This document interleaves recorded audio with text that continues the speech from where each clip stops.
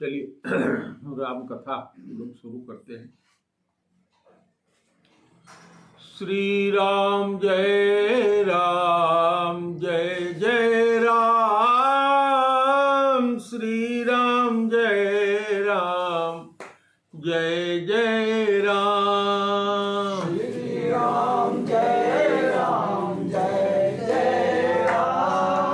श्री राम जय राम, जय रघुनंदन जय सिया राम, सीताराम जय सीताराम, जय रघुनंदन जय सिया राम, सीताराम जय सीताराम। जप ले राम का नाम, अंत समय में आएगा काम। जप ले राम का नाम, अंत समय में आएगा काम। जग की दौलत है बेकार, अंत समय में न आएगी काम। जग की दौलत है बेकार, अंत समय में न आएगी काम। तो जप ले आठों याम, राम का नाम राम का नाम। जप ले आठों याम, राम का नाम एक बार प्रेम से बोलो गुरुदेव भगवान की जय, सच्चिदानंद भगवान की जय। तो रामचरितमानस में भगवान राम का चरित्र है। राम कौन थे, राम ने अपने जीवन में क्या किया, क्यों राम जी शरीर धारण करके धरती पर आए, और जो कुछ भी इस रामचरितमानस में लिखा है वह गोस्वामी तुलसीदास जी लिखे हैं, और वही लिखे हैं जो भगवान शंकर के मन में राम जी जैसे रहते हैं उस तरह का लिखा है। तो राम या भगवान के नाम का ये गुण है कि अगर कोई जबरदस्ती भी अगर किसी को भगवान का नाम लेना पड़ा, एक बार भी अगर मुख से निकल जाता है, तो भगवान की जो डायरी होती है, भगवान एक डायरी रखते हैं। हम लोगों जैसे भगवान नहीं है कि भूल जाए तुरंत, तो सोच ले कि ये चीज लिखना है, हम लोग तो अभी सोचे अभी जाने और तुरंत विस्मृत हो जाएगा, लेकिन उनको सारी चीज याद रहती है। वो किसी ने अगर एक बार भी नाम उनका ले लिया उनके नामों में से, तो उस डायरी में वो लिख लेते हैं। माने कई चीज की गारंटी मिल जाती है। पहली गारंटी कि यमराज के दूत, भगवान के जो भगत होते हैं, जो एक बार भी भगवान का नाम लिया होता है, यमराज के दूत उसके पास मरने के समय नहीं आते। आप इस बात को समझिए, शायद समझ में न आवे, लेकिन इस संसार में जितने भी जीव हैं उनके सबके एकमात्र स्वामी भगवान श्री कृष्ण हैं, या राम जी हैं, या विष्णु जी हैं। वही सब कुछ उत्पन्न करने वाले वही हैं। उन्हीं से सारे जीव, सारा ब्रह्मांड, सारा कुछ उत्पन्न होता है, उन्हीं के अंदर रहता है और फिर उन्हीं के अंदर समा करके सब खत्म हो जाता है। तो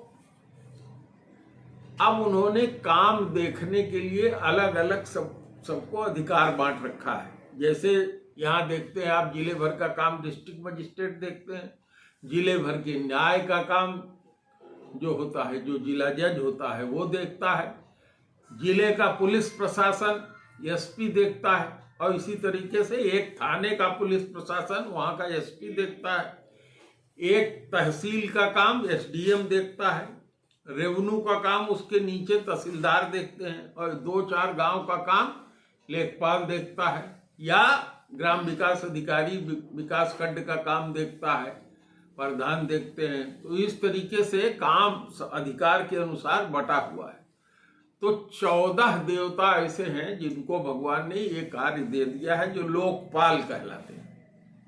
अब उन लोकपालों के बारे में चर्चा किसी और दिन करेंगे आप लोगों से, लेकिन अगर उनकी चर्चा करने लगेंगे तो कथा बढ़ जाएगी, राम कथा सिकुड़ जाएगी, कम करना पड़ेगा। तो इसलिए जो जन्म मरण का काम देखते हैं वो जमराज जी हैं, जो यम कहलाते हैं, जम। वो सारे जीवों का उनके पास अधिकार है, जिसने जैसा किया है वैसा उसको दंड देना, उसको इनाम देना। लेकिन सारा अधिकार देते हुए भी भगवान ने एक अधिकार उनको नहीं दिया है। क्या? उन्होंने कहा कि इस संसार में अगर कोई भी जीव हमारा नाम एक बार भी ले लेता है तो उन्होंने मना कर दिया है, जमराज ने अपने दूतों को मना कर दिया है कि वो तुम्हारे सीमा में नहीं है। अगर तुम चले गए उसको लेने के लिए तो तुमको भी दंड मिलेगा, हमको भी दंड मिलेगा। जमराज कहते हैं वो तुम्हारा अधिकार ही नहीं है कि तुम उसको लेने जाओ। उसको लेने भगवान के दूत आएंगे और वो भगवान के धाम में जाएगा। तो जिसने एक बार भी भगवान का नाम भूल से भी ले लिया है, गाली देने के लिए ले लिया है, जैसे भी ले लिया है, भगवान का नाम अगर ले लिया, या पेड़ पौधे वृक्ष पशु अगर वो सुन रहे हैं, सुन लिया उसको, माने समझना जरूरी नहीं है भगवान का नाम आया इसका मतलब क्या है, ये समझना जानना जरूरी नहीं है। कान में अगर पड़ गया, सुन लिया, तो उसको चितवना जरूरी नहीं है कि बार बार याद करें, बार बार। बस एक बार नाम आ गया तो भगवान की डायरी में लिख गया, भगवान की डायरी में लिख गया तो जमराज के दूत जो है आपको गला दबा के, जो मरते समय नाना प्रकार का कष्ट होता है, उससे आप मुक्त हो जाएंगे। ये पहली गारंटी। दूसरी गारंटी, सबसे बड़ी दूसरी गारंटी यह है कि कहते हैं कि जो आदमी ही इसको कर सकता है, जानवर नहीं कर सकते। जो मेरा नाम सुन लेता है, सुन लेने के बाद स्मरण करता है और उसको भजता है, 3 काम अगर वो कर लेता है, साथ साथ उसमें एक क्लास जोड़ दिए हैं कि अगर वो ये सब मेरे को सुख देने के लिए करता है, इसको समझिएगा। जो कुछ भी आप कर रहे हैं, भगवान का नाम जप रहे हैं, उनका स्मरण कर रहे हैं, नाम जपना मुंह से, स्मरण करना माने कान से सुनना, याद करना, इसको कहते हैं स्मरण। और गाने का मतलब जैसे हम गा के आप लोगों को सुना रहे हैं, आप लोग यहाँ बैठे राम नाम इस समय कर रहे हैं, तो ये 3 चीज कर रहा है। और हम सब लोग इसको क्यों कर रहे हैं? भगवान को खुश करने के लिए कर रहे हैं। हमको कोई सुख मिलेगा, हम इससे प्रसन्न होंगे, हमको कुछ मिलेगा, इसलिए नहीं कर रहे हैं। किसके लिए कर रहे हैं? भगवान के सुख के लिए कर रहे हैं कि उनको अच्छा लगेगा, वो इससे प्रसन्न होंगे।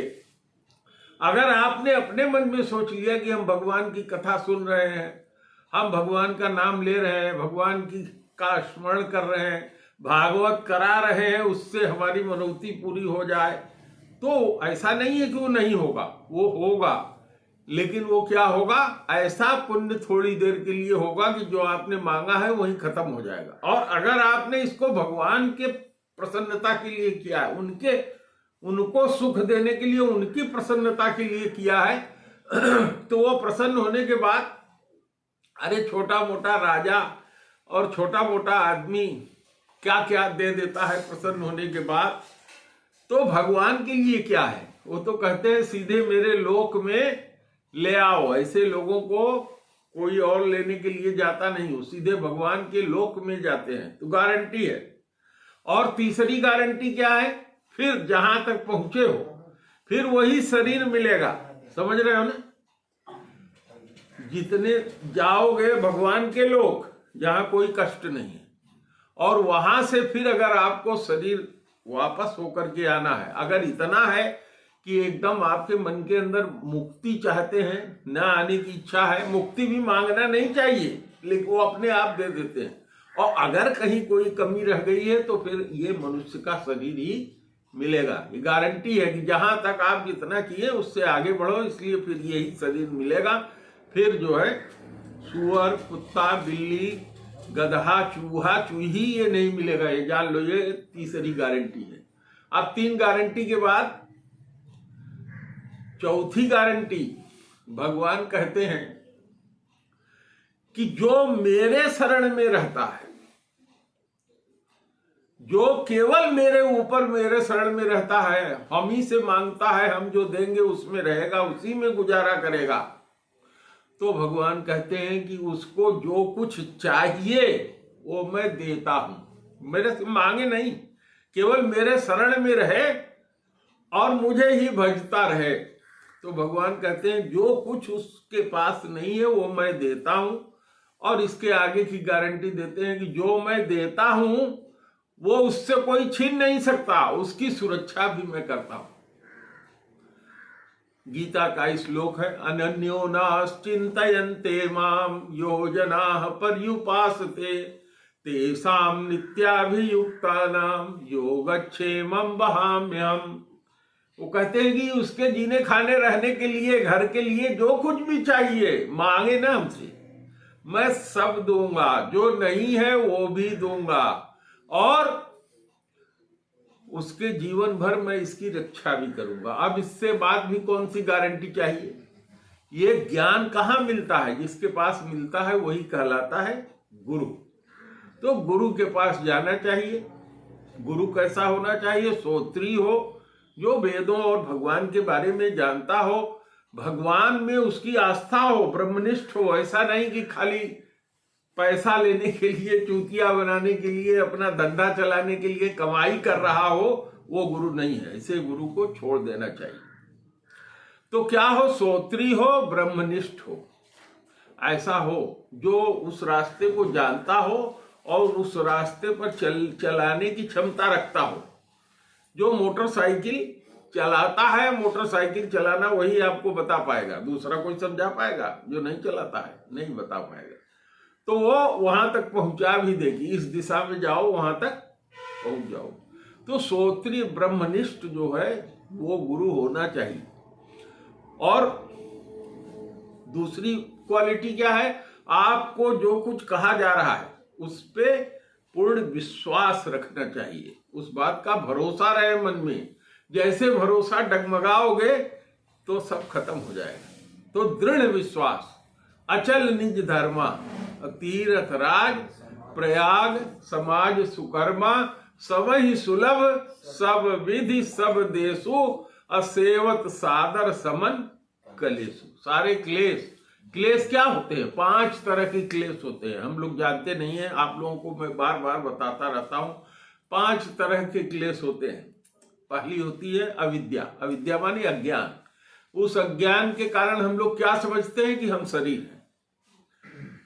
जरा सा दर्द हुआ या हमको कोई तकलीफ हुई तो हम ये मानते ही नहीं कि हर आदमी जो ये मानता है कि हम शरीर हैं। आप शरीर नहीं है, यही अज्ञान है।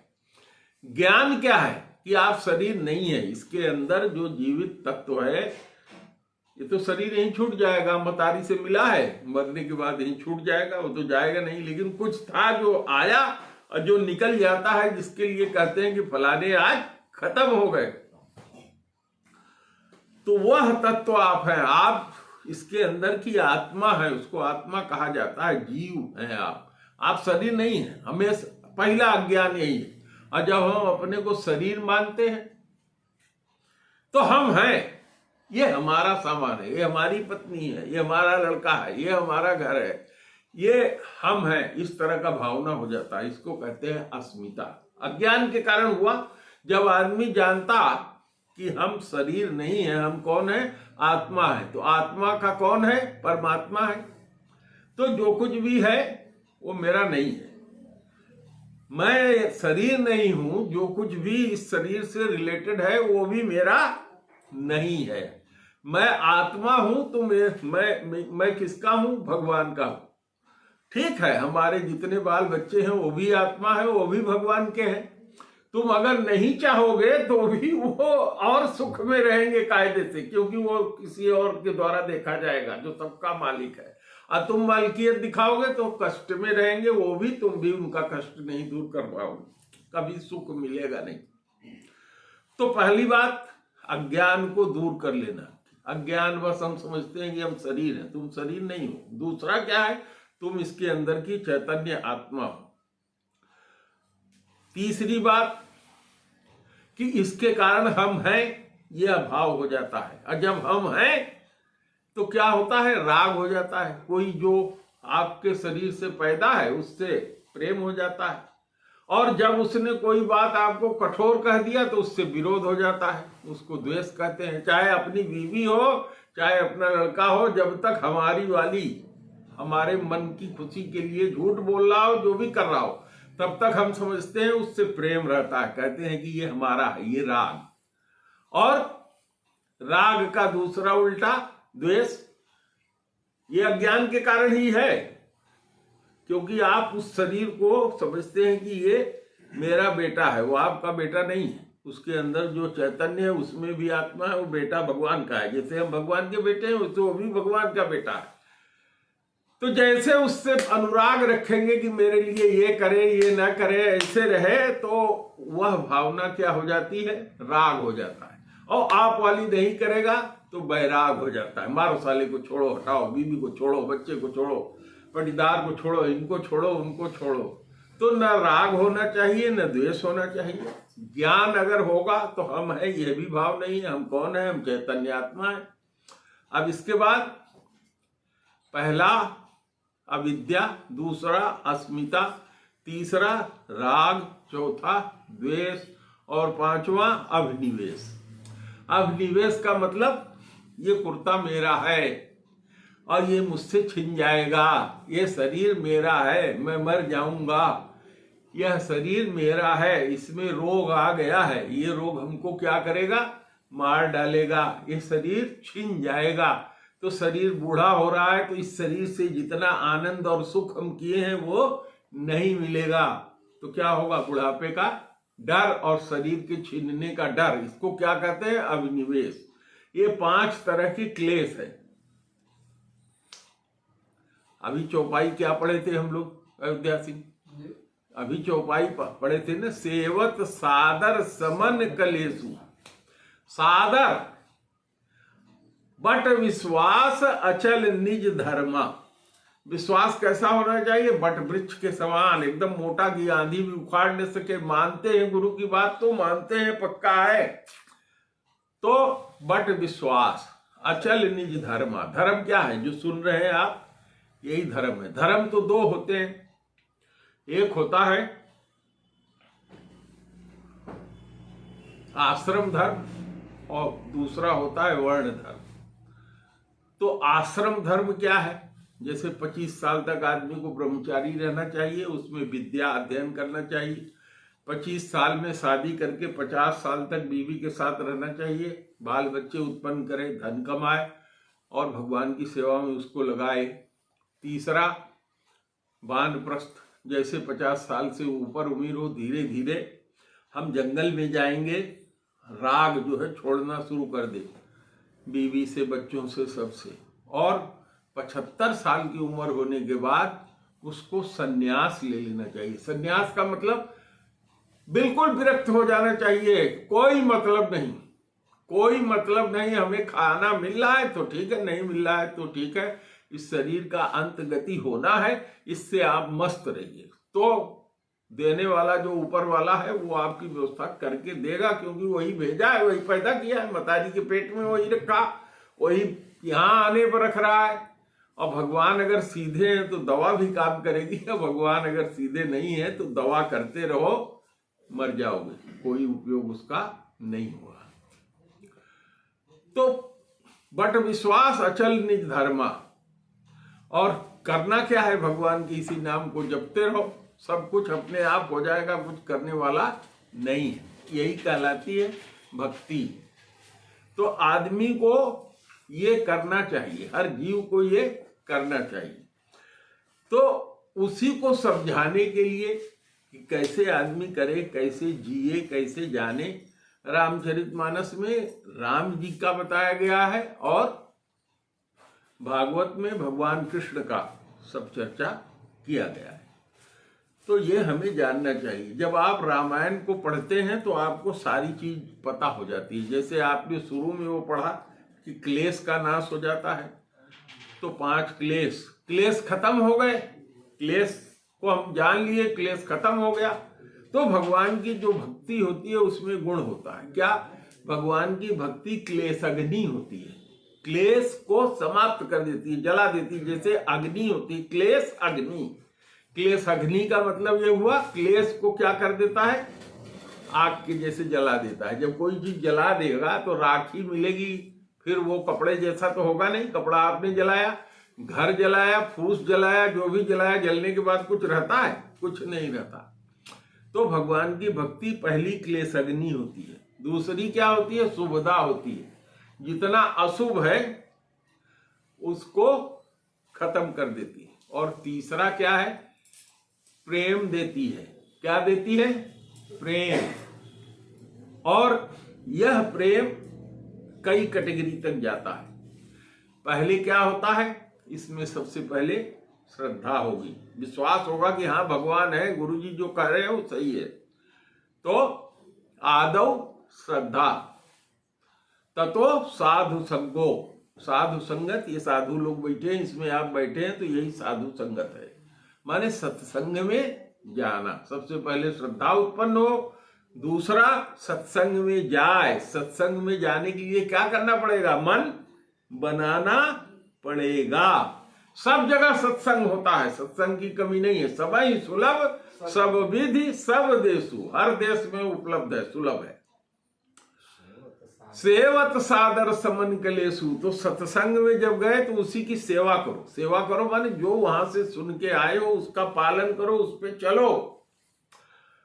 तो पहला क्या हुआ, श्रद्धा उत्पन्न होगी। दूसरा सत्संग में करना चाहिए आदमी को जानबूझ के। और जब साधु संग करेंगे, सत्संग करेंगे तो धीरे धीरे भजन क्रिया हो जाएगी। भजन क्या होता है, भगवान के इसी नाम को भजना, कान से सुनना और स्मरण करना। ठीक, जब ये शुरू हो जाएगा तो आप भक्ति की शुरुआत हो गई, भक्ति का बीज पड़ गया आपके अंदर। तो जब भक्ति का बीज पड़ गया तो ये क्या होगा, धीरे धीरे निष्ठा उत्पन्न हो जाएगी। निष्ठा का मतलब होता है कि अब ये स्थिति हो गई कि अब कोई हमसे कहे भी कि तू जो कर रहे हो गलत है या ये है, अब किसी के कुछ कहने सुनने का असर नहीं पड़ेगा। क्योंकि जब आप सत्संग में आ रहे हैं तो आपका मन स्वभाव कोमल होगा। किसी ने बाहर समझा दिया, अरे जहां जाते हो ये सब बेकार चूतिया पंती है, इतने देर तक काम करते तो पता नहीं कितना रुपया कमा लेते, तुम्हारा काम निपट जाता, तो कहते हाँ यार तू ठीक कर रहे हो, खत्म हो गया हो। लेकिन अब जब वो निष्ठा हो गई, स्वभाव हो गया, तो आदमी कहेगा कि हर हरे बज्जर पड़े, हम तो सत्संग में जाएंगे ही, सुनेंगे और इसका पालन करेंगे ही। ये आपको करना पड़ेगा।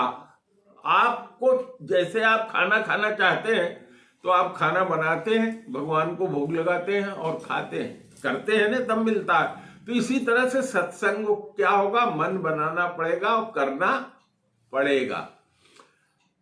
तो सत्संग करते करते यह स्थिति हो जाएगी कि मन का जो गंदगी है सब धीरे धीरे निकल जाएगा, भगवान के अंदर निष्ठा हो जाएगी। जब निष्ठा हो जाएगी तब आप भजन करना नहीं छोड़ सकते।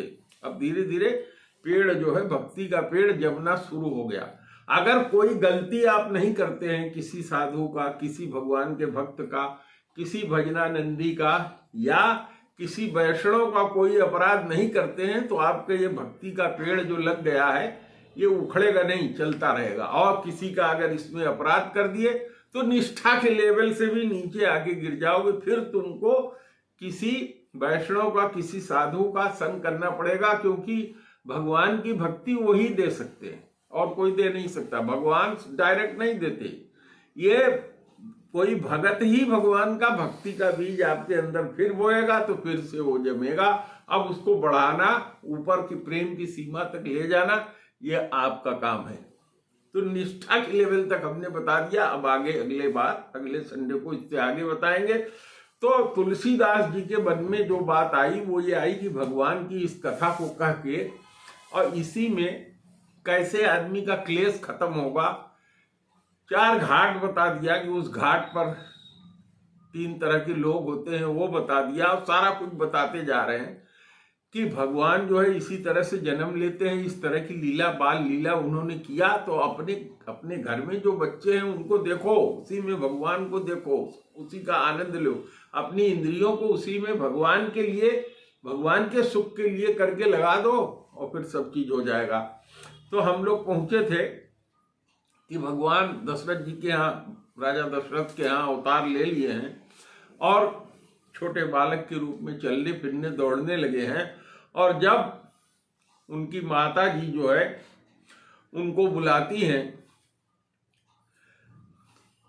तो वो क्या करते हैं, भोजन जब करते रहते हैं तो भी चपल चित्त है, मतलब स्थिर होके भोजन कर ले, ये नहीं। भोजन थोड़ा सा किया फिर दौड़ पड़े, भाग गए।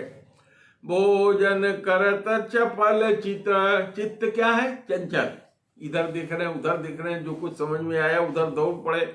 मतारी दौड़ के फिर हाथ पकड़ के ले आ रही है, फिर खिला रही है, पकड़ रही है। तो भोजन करत चपल चित इत उत अवसर पाए, जैसे जरा सा देखा कि अम्मा इधर उनका ख्याल है, भाग लिए। अभाजी चले किलकत मुख, बच्चे किलकारी मारते हैं ना जोर से, जैसे बंदरवा होते हैं उस तरह से किलकारी मारते हुए मुंह में दही और भात लगा हुआ है और भाग गए। माता दशोदा तो कथा में आती है कि पकड़ के लाई और परेशान हो गई तो सर में बांध दिया उकल में। अब माता, ये भी माता है, देखिए ये भी क्या करती हैं, आगे देखिए इसमें। लेकिन इस माता में क्या है, इस माता ने भगवान से ज्ञान मांग लिया था। मनु और शत्रुका के रूप में जब थी तो राजा मनु जो थे उन्होंने कहा कि हमको केवल पुत्र रूप में चाहिए, हम यही जाने कि हमारी लड़का है, हम ये न माने कि आप भगवान हैं। भगवान ने कहा कि ठीक है, बहुत सुंदर। और जो शत्रुपा उनकी पत्नी थी मनु की, उसने कहा कि हे प्रभु हमको वरदान दीजिए कि आप मेरा लड़का होके तो आइए, लेकिन हमको हमेशा ये याद रहे कि आप मेरे लड़के जरूर हैं लेकिन आप भगवान हैं। जो मेरा ये भाव है ये कभी नष्ट ना हो। तो अभी देखें, अभी आप लोगों को कथा मैंने सुनाया था कि भगवान ने जो है, भगवान यहाँ भोजन कर रहे हैं, वहां गई हैं भोग लगाने, वहां जाके देख रही हैं तो वही लड़का राम जी वहां भोग लगा रहे हैं। अब दौड़ के आ रही है, देख रही है पलना वो सोया हुआ है, फिर दौड़ के गई। तो जब फिर दौड़ के गई तब उन्होंने अपना सारा स्वरूप माता कौशल्या को दिखा दिया कि रोम रोम में सारे ब्रह्मांड बंधे हुए हैं, लोग खड़े होकर स्तुति कर रहे हैं, सब देख लिया। तो उन्होंने कहा कि भैया देखो, हम तुमसे पहले ही कहे थे कि इस तरह का हमको दिखा के डरवाओ मत, है। तो उन्होंने कहा माता तुमको भाव था तो मैंने दिखा दिया, तुम मांगी थी हमसे, लेकिन यह है कि तुम किसी से कहना नहीं, इसको जान लो। तो वही कौशल्या माता है, वो जानती हैं कि ये बाल लीला कर रहे हैं। यहाँ माता के अंदर ज्ञान है, उनको समझ है। तो बाल चरित अति सरल सुहाए, असारद शेष शंभु श्रुत गाए। भगवान का जो बालक चरित्र है, बाल चरित्र जो किया भगवान ने, वो बहुत ही सरल है। भगवान को पाने के लिए भी जो 9 गुण सबरी को उन्होंने बताया, तो सबसे अंतिमवा 9वां क्या बताया, सरल ही बताया, सबसे सरल। तो अति सरल सुहाए, भगवान का जो व्यवहार है अत्यंत सरल है। और शारदा जो देवी सरस्वती है, उनको शारदा कहा जाता है, वो शेषनाग जिनके 1000 मुख हैं, जिनके ऊपर भगवान विष्णु क्या करते हैं, विश्राम करते हैं, वो क्या है, भगवान के अंश हैं। भगवान ने अपने को 3 खंड में बांटा, तो एक शेषनाग बन गए जिसपे वो लेट गए, और दूसरा अपनी माया से एक स्त्री पैदा कर दिया लक्ष्मी जी को, जो वहां पैर दबा रही हैं। इससे ज्यादा विष्णु जी काम नहीं करते, अपने लोक में क्षीर सागर में लेटे रहते हैं, लक्ष्मी जी पैर दबाती रहती हैं और शेषनाग पे लेटे रहते हैं। ये उनका स्वभाव है। फिर जब मनुष्य को या किसी को कुछ करना होता है तो कभी वही भगवान विष्णु जो है, कभी राम के रूप में, कभी कृष्ण के रूप में, कभी नाना प्रकार के रूप में, भगवान के जितने भी अवतार हुए हैं, परशुराम जी के रूप में, कभी नाना अवतार हुए हैं भगवान के, अंशावतार, नाना अवतार भगवान के हुए हैं। तो यहाँ भगवान स्वयं अवतार लेके आए हैं राम के रूप में। और राम के रूप में कितने गुण हैं, 12 कलाएं हैं। और भगवान श्री कृष्ण में कितनी कलाएं हैं, 16 कलाएं हैं। पूर्ण परमात्मा भगवान कृष्ण के रूप में इन्होंने दिखाया। राम के रूप में क्या करना था, राक्षसों का नाश करना था। राम के रूप में जब आए तो वो मर्यादा में बंधे रहे, मर्यादा पुरुषोत्तम रहे। तो इस तरीके से भगवान ने अति सरल रूप से अपना बाल चरित्र किया, जिसको ज्ञान की देवी सरस्वती, भगवान के अंश शेषनाग जिनके ऊपर सारा ब्रह्मांड टिका हुआ है, वो भगवान शंकर, शंभु और श्रुति माने वेद, गाय, इन लोगों ने गाया है, मन वर्णन किया है। अजिन कर मन इन सन नहीं राता, क्योंकि वही स्वामी है। जिसका मन इनके साथ नहीं लगा, जिसको ये अच्छे नहीं लगे, राता का मतलब जो इनको पसंद नहीं करता या अपने मन को इनके में नहीं लगाया, तेजन वंचित किए विधाता, तो समझ लो कि तुम्हारे भाग में लिखा ही नहीं है। बहुत से लोग हैं यहाँ सत्संग करने, कौन आता है, जिसके भाग्य में लिखा है वो आता है, नहीं तो आते भी हुए भी छोड़ देता है। ठीक, तो यह समझ लो कि उनके भाग में नहीं लिखा है, विधाता ने, ब्रह्मा जी ने उनको वंचित कर दिया है। अभी उनको आगे बहुत तरह के भोग भोगना है। तो आगे कहते हैं, भय कुमार जब ही सब भ्राता, दीन जनेऊ गुरु पितु माता। भगवान जब थोड़ा बड़े हो गए तो उनको जनेऊ उनका हुआ, और ये जनेऊ गुरु ने, माता पिता ने मिल करके उनको किया, जनेऊ पहना दिया। अरे गुरु गए पढ़न रघुराई, भगवान को पढ़ने के लिए जाने की आवश्यकता नहीं थी, लेकिन संसार में मनुष्य रूप में आए हैं तो जो कुछ होता है गुरु करना पड़ता है। कह रहे हैं वो अपने भी करके गुरु के यहाँ गए पढ़ने के लिए। गुरु वशिष्ठ के घर गए, घर छोड़ के, राजा के लड़के थे, यहाँ का सब सुख चैन छोड़ दिया, वहां जाके उनके यहाँ पढ़ने लगे।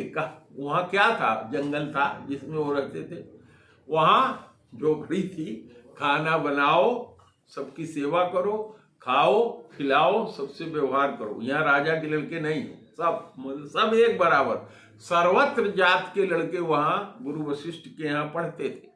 उसी में जो गुह राज निषाद था वो भी गया था वहीं पढ़ने, वहीं भगवान राम से उसकी क्या हुई थी, दोस्ती हुई थी। और उसी क्लास में भरत, लक्ष्मण, शत्रुघ्न भी पढ़ते थे। तो सब जात के सब के लड़के वहां पढ़ने आते थे, सब एक साथ। और गुरु के यहाँ का जो खर्चा है वो राजा देते थे, या जिसके लड़के पढ़ते थे, जिसकी जितनी हैसियत होती थी वो ले जाके गुरु के यहाँ देता था, ताकि काम गुरु का चलता रहे, आश्रम का काम चलता रहे।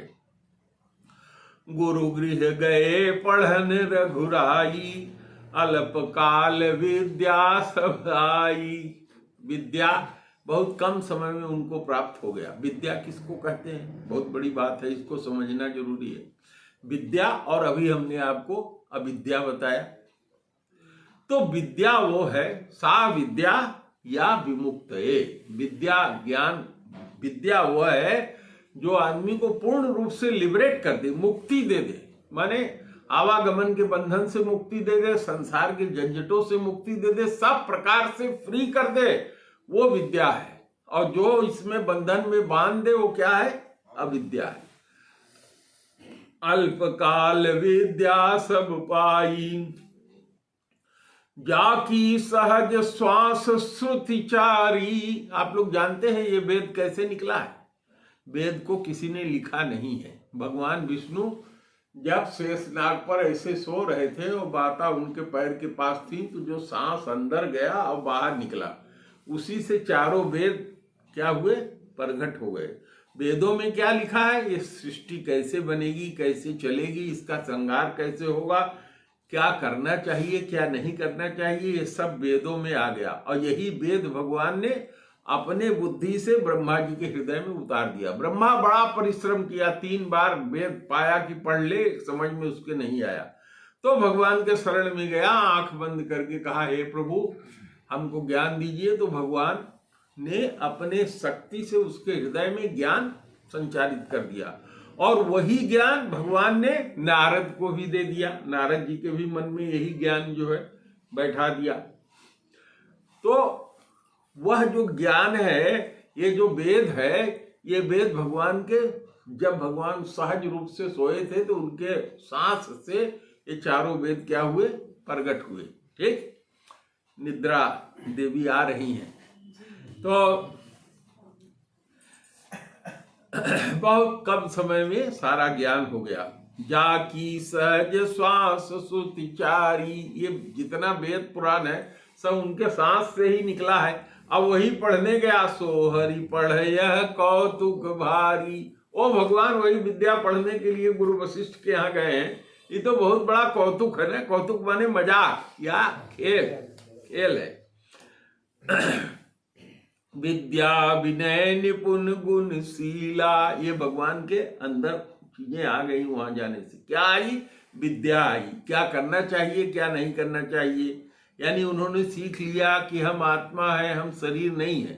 यद्यपि भगवान का शरीर भी भगवान ही है, हम लोगों के जैसा शरीर नहीं है, गंदा शरीर कि इसमें से पसीना निकले, बदबू निकले।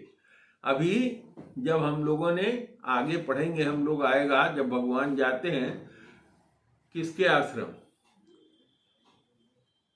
तो कहते हैं चिदानंदमय देह तुम्हारी, जान ही तुम ही ज्ञान जान अधिकारी। जब सीता जी को निकाल दिया था, सीता जी जहां जाकर के रुकी थी वो वाल्मीकि जी का आश्रम था। तो भगवान को जंगल मिलेगा जाने के लिए, राज मिलते मिलते अभी आप पढ़ेंगे, आगे आएगा सुनेंगे कि सवेरे कहाँ राज तिलक होना था और कहाँ सवेरे ऑर्डर हो गया रात को ही कि जंगल जाओ।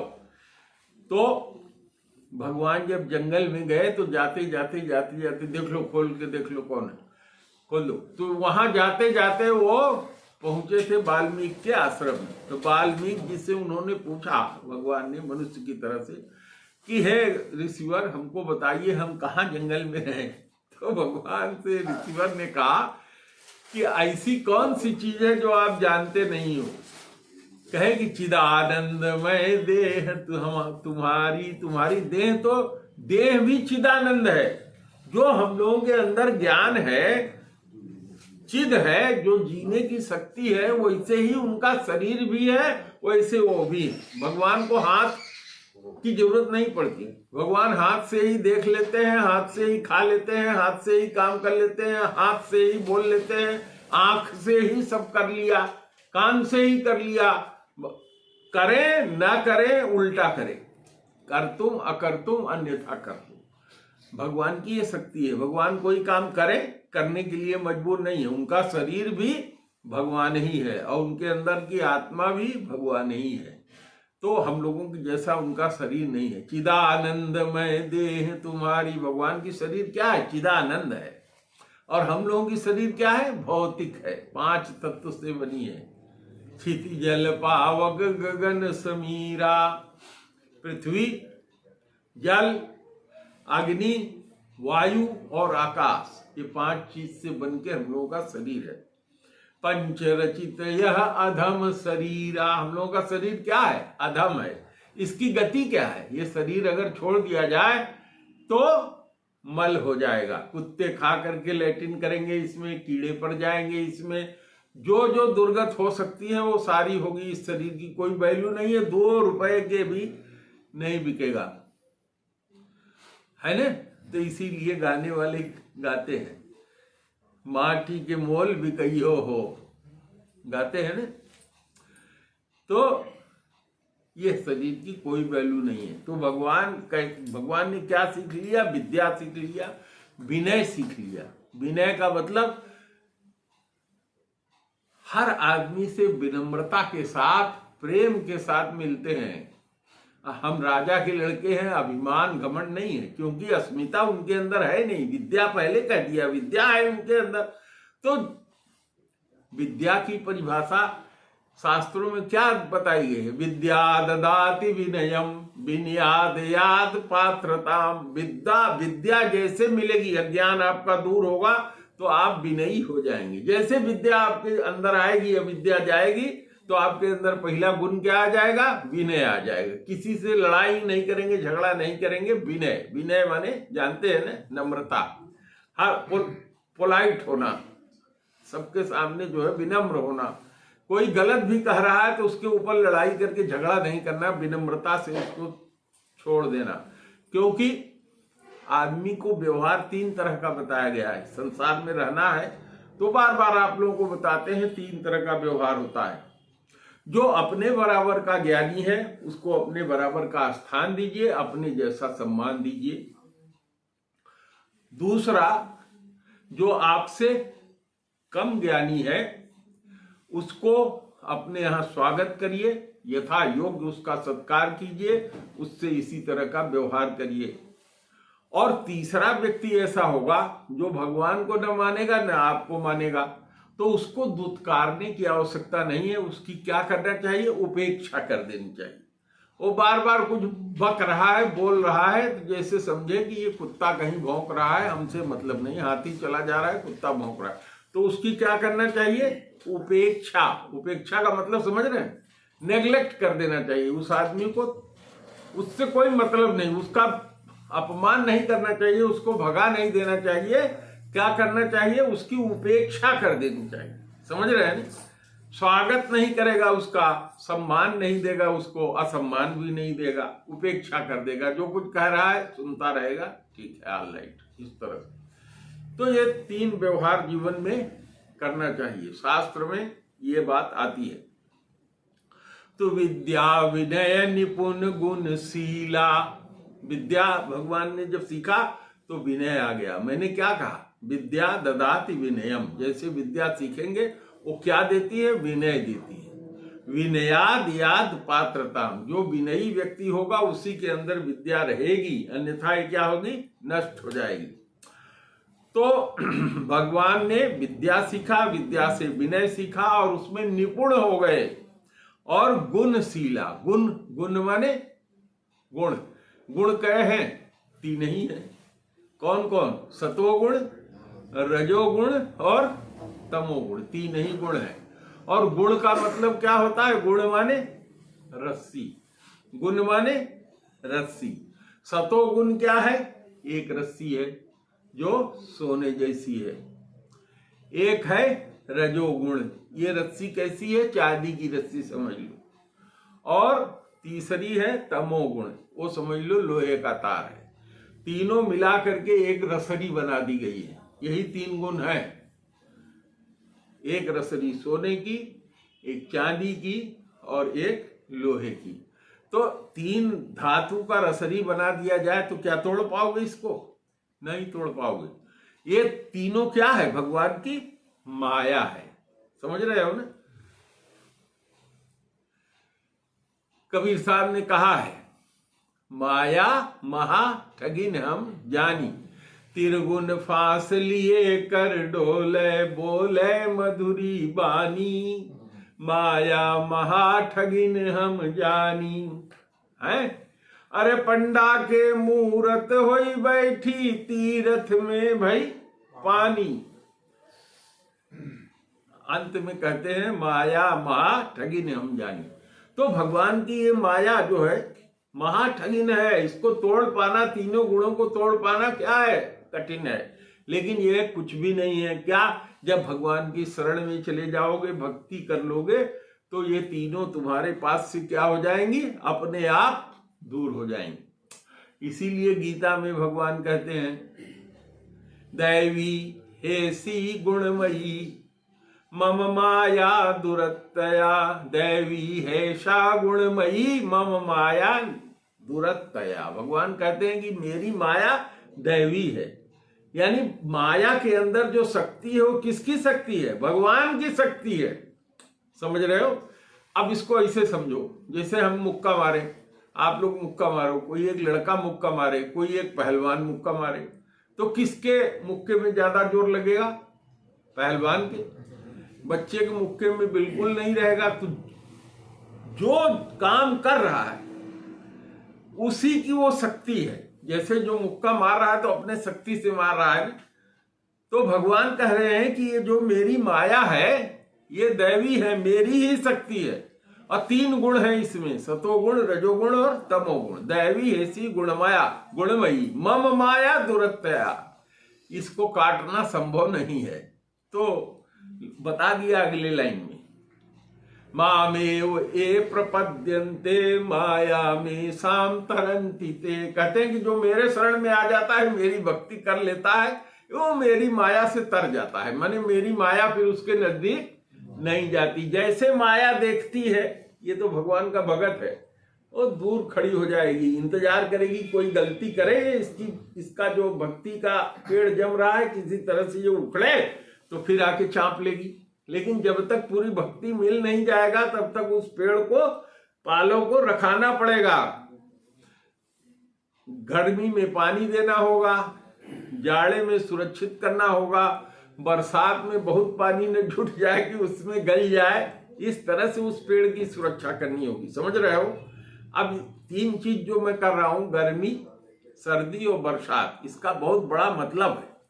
बरसात का मतलब जैसे धन आना शुरू होगा, जैसे भगवान की भक्ति आने लगेगी, चारों तरफ से कुछ न कुछ आने लगेगा, सब दुख दूर होने लगेगा। तो बरसात हो रही है, उसी में डूब गया पेड़, क्या हुआ? भक्ति का पेड़ जो था वो गल गया।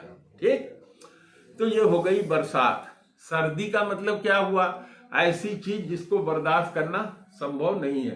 तो जरा सा दुख आया तो पता लगा कि भक्ति तो छोड़ दिए, संसारी माया में क्या हो गए?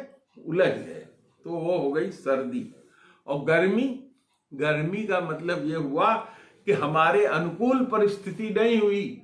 भगवान ये सब टेस्ट लेते हैं। तो अनुकूल परिस्थिति नहीं हुई तो भक्ति का पेड़ क्या हुआ? लू चली, उसी में उकट गया, धुलस गया।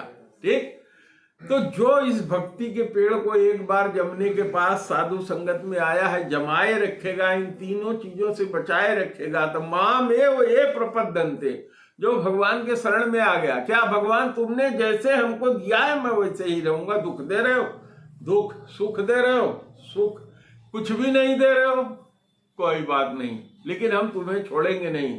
तो कहते हैं जो मेरे शरण में आ जाता है, अभी आगे भी रामायण में आएगा, इनको बहुत चौपाइयां याद है सब रामायण की, कि आवे शरण शरण तक मोही। अगर मेरे शरण में आ जाता है तो मैं उस करहूं सद्य देते ही साधु समाना। सद्य माने तुरंत, जो मेरे शरण में आ जाता है मैं उसको साधु जैसा बना देता हूं। जैसे संत होता है तुरंत बना देता हूं, जैसे मेरे शरण में आए। अरे करना क्या है?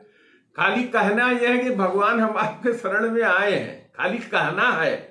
कहने का मतलब व्यवहार भी उसी तरह से करना है, वो प्रकट भी दिखाई भी पड़े हमारे आचरण में भी, वो खाली मुंह से कहने से नहीं। ठीक है, तो भगवान कहते हैं करहु सद्य देते ही साधु समाना। भागवत के पहले स्कंद के दूसरे तीसरे श्लोक में कह देते हैं कि मेरा जो नाम लेता है तत्काल में उसके हृदय में आ जाता हूं, और उसके हृदय में बैठ करके मैं उसकी सारी अविद्या को क्या कर देता हूं? दूर कर देता हूं। तो इन 3 झंझावात से बचना होगा। ये 3 जो गुण हैं भगवान के, तो क्या करें? विद्या, विनय, निपुण, गुण, शीला। खेल ही खेल सकल नृपलीला। सब कुछ जानते हुए भी वो खेल खेल रहे हैं। कुछ भी करना उनके लिए असंभव नहीं है, लेकिन मनुष्य का शरीर धारण करके जैसे साधारण लड़के खेल खेलते हैं, जैसे हम लोग नाटक करते हैं, कबड्डी खेलते हैं, तो कबड्डी में क्या होता है? आप छू गए, पकड़ लिया, उधर गया विरोधी गुट में पकड़ लिया तो क्या हुआ? वो मर गए। अब जब तक आप उधर वाले को नहीं पकड़ोगे तब तक आपका साथी जिंदा होके नहीं आएगा। तो मर गया क्या वास्तव में वो? लेकिन जब तक खेल चलता है तब तक मानते हैं कि वो हमारे काम का नहीं है, वो मर गया। ठीक इसी तरीके से लीला होती है, भगवान सब लीला कर रहे हैं, जान सब रहे हैं। जैसे हम लोग खेल खेलते हैं तो लीला करते हैं, लीला है ना, तो मरा तो है नहीं, लेकिन लीला खाली हो रही है, कबड्डी का नियम है तो इसलिए ऐसा हो रहा है। तो भगवान सब जानते हुए ही वहां लीला कर रहे हैं। खेल ही खेल सकल निप लीला, करतल बान धनुष यति सोहा। उनके करतल माने हाथ में धनुष और बाण, बहुत सुंदर लगता है जब वो हाथ में बाण और धनुष लेते हैं। आहा, भक्त का मन मोहित हो जाता है। ये अब धनुष बाण लिए हैं, भक्त तो कहेगा कि अभी मारेंगे, हमारा जितना दुख है वो दूर हो जाएगा। और जो दुष्ट होगा वो कहेगा, अगर ये भगवान जानता है तो कहेगा अब हमारा अंतकाल क्या हो गया है, नजदीक आ गया। इसीलिए भगवान जब शादी में गए हैं अयोध्या में, तो जो जिस दृष्टि से देख रहा है वहां की औरतें अपने दामाद के रूप में देख रही हैं, विश्वामित्र जी भगवान के रूप में देख रहे हैं, जो वहां राक्षस आए उनको काल के रूप में दिखाई पड़ रहे हैं, सीता जी को अपने प्रेमी के रूप में दिखाई पड़ रहे हैं। जो जैसा वहां था उस तरह से भगवान उसको आगे आएगा, आप लोगों को बताऊंगा, देख रहे हैं। तो आज की कथा या हर बार कथा में मैं बहुत सी चीजें बोलता हूं जो यहाँ से रिलेटेड होता है, जो यहाँ से जुड़ा होता है। तो जो हर बार आता है इसको सीखता है, धीरे धीरे अपने जीवन में अप्लाई करेगा, जीवन में लागू करेगा, तो धीरे धीरे वो क्या हो जाएगा, विद्या पा जाएगा, अविद्या दूर हो जाएगी, क्लेश दूर हो जाएगा। इसी कारण हम बहुत ज्यादा कभी कभी कई दोहा चौपाई बहुत ज्यादा नहीं होता। देखिए शुरू किया है, घंटा भर बीतने वाला है ना। तो यह सब ज्ञान जरूरी है, चाहे भले थोड़ा कम ही हो। क्यों, सहमत है आप लोग ना? करतल बान धनुष यति सोहा, देखत रूप चराचर मोहा। देखो भगवान का रूप इतना सुंदर है। अरे पेड़ पौधे, चर और अचर, अचर माने जो धरती में लगा हुआ है, वो भी देखते हैं, वो भी मोहित हो जाते हैं। और जो चलने फिरने वाले हैं वो तो देख के बिल्कुल ठिठक के ऐसे खड़े हो जाते हैं, अरे इतना सुंदर, इतना बढ़िया। और भगवान का गुण क्या है, जब अपने शीशा देखते हैं तो अपना चेहरा देख के अपने मुंह पर, अपने चेहरे पर आसक्त हो जाते हैं। समझ रहे हैं ना? अपने को देख के अपने ही आसक्त हो जाते हैं। हाँ, क्या कहना है। और बाकी लोगों की, जीवों की, चराचर की तो यह स्थिति है। करतल बान धनुष यति सोहा, देखत रूप चराचर मोहा। जिन भी थी बिहरहि सब भाई। जिन क्यारियों में भगवान चले जाते हैं, या जिन वृक्ष के नीचे चले जाते हैं, या जिधर चले जाते हैं, जहां कहीं भी चले जाते हैं, अथकित हो ही सब लोग लुगाई। लोग माने आदमी और लुगाई माने औरतें। जितने भी नारी और पुरुष सब तरह के लोग हो जाते हैं। क्या हो जाते हैं? थक जाते हैं। उनकी सुंदरता देख करके देखते ही रहते हैं, सब काम धाम बंद, उनको देखते ही रह जाते हैं, थक जाते हैं। कौशलपुरवासी नर नारी, कौशलपुरवासी नर नारी वृद्ध यरुबाल। अप्राण हुते प्रिय लागत, सब कहु राम कृपाल। क्या हो रहा है? जो कौशलापुर में माने अयोध्या के जो वासी हैं, नर और नारी, वृद्ध या बच्चे, सबको कौशलपुरवासी नर नारी वृद्ध यरुबाल। अप्राण हुते प्रिय लागत। वो लोग कहते हैं कि हमारे प्राण हैं, प्राण निकल जाए लेकिन इनसे बिछो न हो। इतने प्राण जैसा हम लोग अपने प्राण को बचाने के लिए पानी पीते हैं कि मर जाएंगे, कष्ट होगा, उसी तरीके से अपने प्राण जैसे सबको क्या लगते हैं, वो प्यारे लगते हैं। प्राण हुते प्रिय लागत, सब कहु राम कृपाल। बंधु सखा संग ले बोलाई। बंधु माने 3 भाई उनके हैं, और सखा जिसके साथ, जो उनके सम उम्र वाले हैं, जिसके साथ खेलते हैं, सखी सखा जानते हैं। यार दोस्त, वन मृगया नित खेलन जाई। वन में जाते हैं खेलने के लिए, और क्या खेलते हैं? मृगया खेलते हैं। राजा के लड़के हैं तो कुछ मारने वाले पशुओं को मारते हैं। पावन मृग मारहि जिय जारी, नित प्रति निपहि देखा वही आनी। केवल वो जो मृगा शरीर में चले गए हैं, साधु रहे, अब मरते समय उनको मृगा का याद आ गया तो मृगा हो गए हैं, अब उनको मुक्ति चाहिए तो भगवान बाण मार के उनको मुक्ति दे देते हैं। तो ऐसे पवित्र मृगों को भगवान मारते हैं और फिर साथियों के साथ ले आते हैं और अपने पिताजी को दिखाते हैं, क्योंकि वो करना जरूरी है, तबे तो निशाना और सारी चीज बनेगी। अजेर में मृग राम बाण के मारे, ते तनु तन तज सुरलोक सिधारे। जो भगवान के बाण से मरते हैं मृग, वो भगवान के लोक को प्राप्त हो जाते हैं, जो हमने आपको बताया लोक वाला। अनुज सखा संग भोजन करही, अपने भाइयों के साथ और अपने मित्रों के साथ भोजन करते हैं।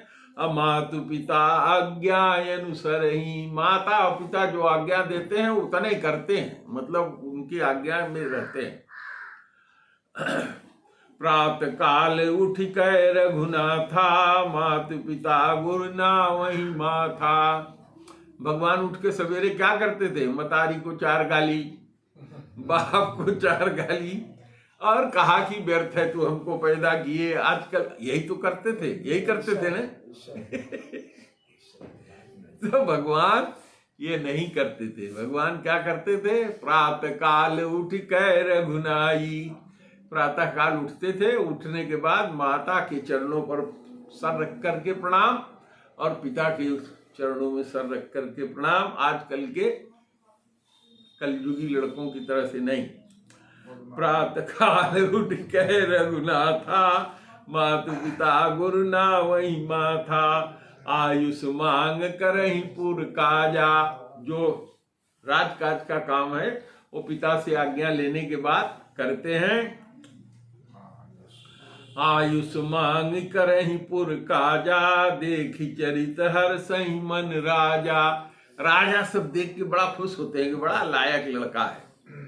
तो व्यापक अकल अनी है, जय निर्गुण नामन रूप। भगत हेतु नाना विधि करत चरित्र अनूप। इसकी चर्चा अगले बार करेंगे, क्योंकि इसमें बहुत सुंदर सुंदर चीजें हैं। भगवान व्यापक कैसे हैं, अकल कैसे हैं, अनीह कैसे हैं। व्यापक का मतलब जो सब जगह है, कोई जगह ऐसा नहीं जो उनसे छुटी हो, ये व्यापक होता है। अकल का मतलब होता है निर्वयव, माने पकड़ने लायक नहीं है, सब जगह है लेकिन कहीं नहीं है, पकड़ नहीं सकते, कुछ पा नहीं सकते। अकल। अनीह, अनीह माने इच्छा रहित, उनकी कोई इच्छा नहीं है, सब इच्छा है कोई इच्छा नहीं है, अनीह। और अज माने जो कभी मरते नहीं है, अज है, जो अमर है, अज है, हमेशा से है, हमेशा रहेंगे। और निर्गुण है, देखिए शरीर से पैदा हुए हैं लेकिन कह रहे हैं क्या है, निर्गुण है, गुण से रहित है। और नाम जिनका न है कोई न रूप है, अर्थात यही भगवान क्या है, जो लोग निरंकारी के रूप में भजते हैं, स्वरूप विहीन भगवान को, वो भी रूप उनका है और रूप सहित वाला भी है। भगत हेतु नाना विधि, भगवान भक्तों की पर कृपा करने के लिए करहि चरित्र अनूप, नाना प्रकार के अनुपम चरित्र करते हैं। तो श्री राम जय राम, जय जय राम, श्री राम जय राम, जय जय राम, श्री राम जय राम, जय जय राम, श्री राम जय राम, जय जय राम। जय रघुनंदन जय सिया राम, सीताराम जय सीताराम। जय रघुनंदन जय सिया राम, सीताराम जय सीताराम। पे डाल रहा हूं, आप लोग इसको देखिए, सब्सक्राइब करिए, दूसरे को शेयर करिए और इसको ज्यादा से ज्यादा लोगों में पहुंचाइए ताकि लोगों को लाभ मिले। अगले अंक में आगे की कथा आपको मिलेगी। तो आज का ये यहीं समाप्त करते हैं।